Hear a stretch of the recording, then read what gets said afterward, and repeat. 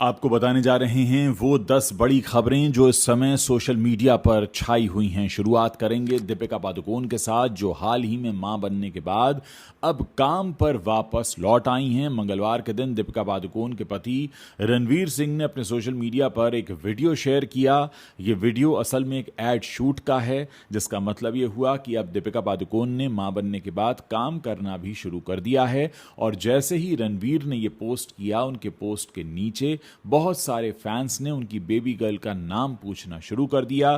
ज्यादातर लोग ऐसे थे जो उनकी बच्ची का नाम जानना चाहते थे। आप जानते हैं कि दीपिका पादुकोण जो हैं वो अब रोहित शेट्टी की फिल्म सिंघम अगेन में बहुत जल्द दिखने वाली हैं, जिसमें वो लेडी सिंघम बनी हैं, शक्ति शेट्टी बनी हैं।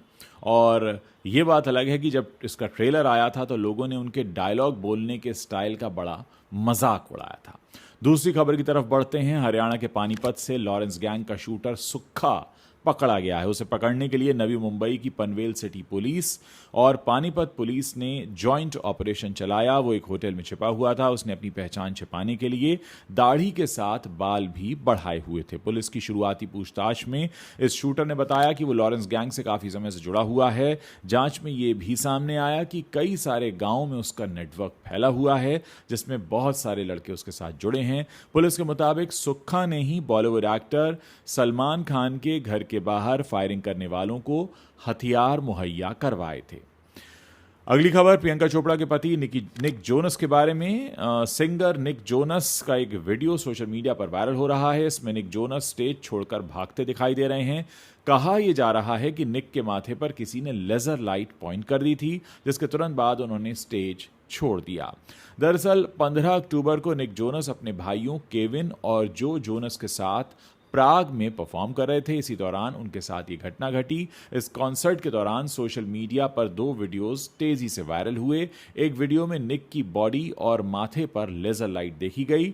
दूसरे वीडियो में वो स्टेज से जल्दबाजी में भागते दिखाई दिए। वो अपने हाथ से टाइम आउट का इशारा कर रहे थे। कहा जा रहा है कि यह इशारा सिक्योरिटी टीम के लिए था। अगली खबर है भूल भुलैया 3 के बारे में, जिसका टाइटल सॉन्ग रिलीज हो गया है। इस बार सॉन्ग में काफी कुछ नया देखने को मिल रहा है। इस गाने को दिलजीत दोसांझ और नीरज श्रीधर ने गाया है, जबकि इंटरनेशनल स्टार पिटबुल का रैप भी इसमें रखा गया है। वहीं इस सॉन्ग में तीनों की आवाज पर कार्तिक आर्यन भी जबरदस्त डांस करते दिखाई दे रहे हैं।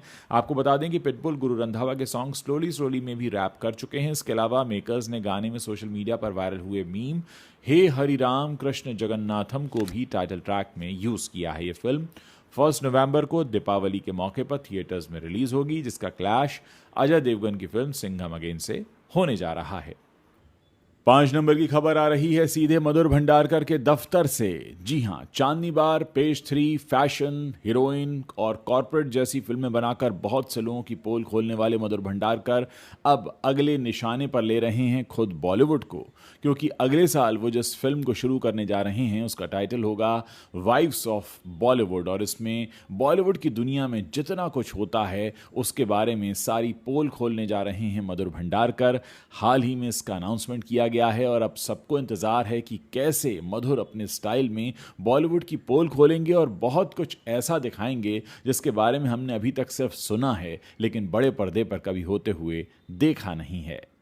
ओटीटी क्वीन राधिका आप्टे ने फैंस को चौंका दिया है। असल में राधिका प्रेग्नेंट हैं और लोग इस बात से हैरान इसलिए हैं क्योंकि पिछले 4 महीने तक कानो कान किसी को इस बात की भनक तक नहीं हुई। उन्होंने हाल ही में जब लंदन फिल्म फेस्टिवल में शिरकत की तब लोगों को उनका बेबी बम्प दिखा और तब पता चला कि वो तो प्रेग्नेंट हैं।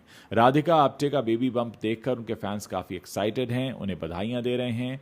और हाल ही में राधिका आप्टे को उनकी फिल्म सिस्टर मिडनाइट के यूके प्रीमियर में देखा गया और इस दौरान उन्होंने एक ब्लैक कलर की ड्रेस पहनी हुई थी और तभी ये सब सामने आया कि राधिका तो असल में प्रेग्नेंट हैं।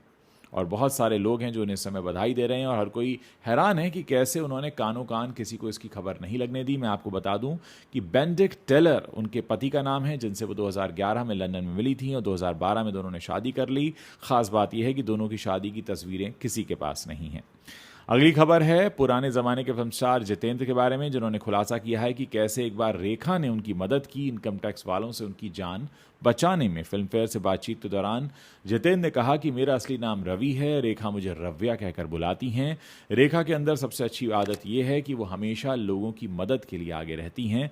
मुझे याद है एक बार मुझे उनका मुझे एक इनकम टैक्स को लेकर बड़ी दिक्कत आ गई थी। जब मेरे सीए ने मुझे इस बारे में बताया तो मेरे समझ में नहीं आ रहा था मैं क्या करूं, और उसी दौरान मुझे ये बताया गया कि इनकम टैक्स ऑफिसर रेखा का बहुत बड़ा फ़ैन है और वो उनसे मिलकर खुश होगा। इसके बाद मैंने रेखा से रिक्वेस्ट की, अपनी समस्या बताई तो रेखा तुरंत तैयार हो गई। जितेंद्र ने कहा कि इसके बाद रेखा खुद चलकर मेरे घर आई और उस अधिकारी से बहुत अच्छे से मिली।